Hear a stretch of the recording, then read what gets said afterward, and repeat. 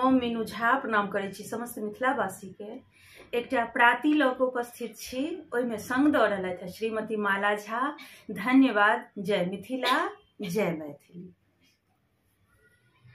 श्याम में मन बसी मीरा के माना, श्याम में मन बसी, श्याम में मन बसी मीरा के माना, श्याम में मन बसी। केओ कहा मीरा भाय गेले बाबा रे, केओ कहा मीरा भाय गेले बाबा रे, केओ कहे कोलना से मेरा के माना, श्याम में मन बसे, श्याम में मन बसे मेरा के माना, श्याम में मन बसे।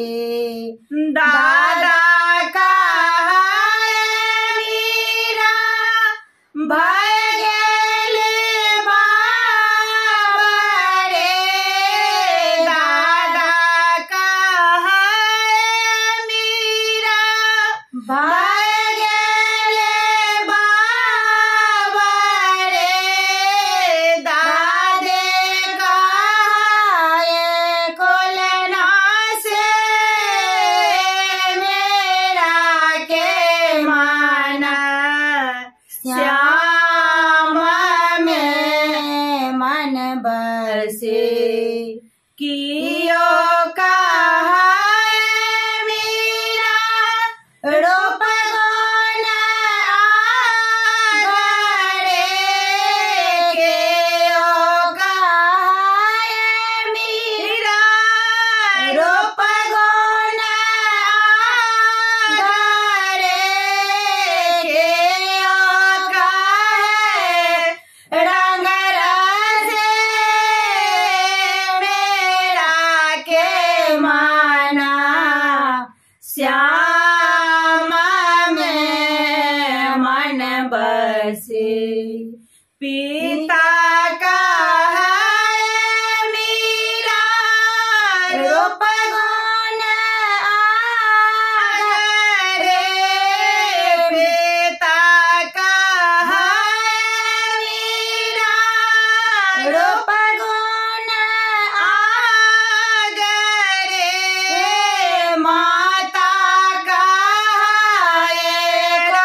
रंग रसे मेरा के माना, श्याम में मन बसे।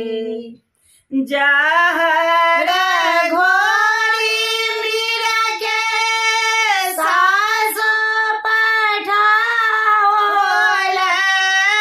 जहर घोरी मीरा के सासो पठाओल,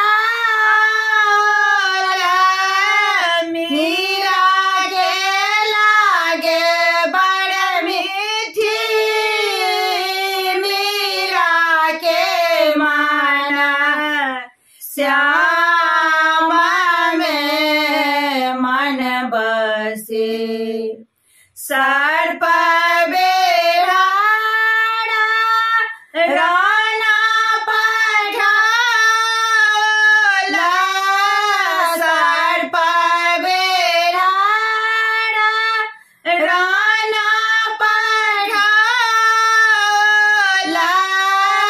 मेरा के लागे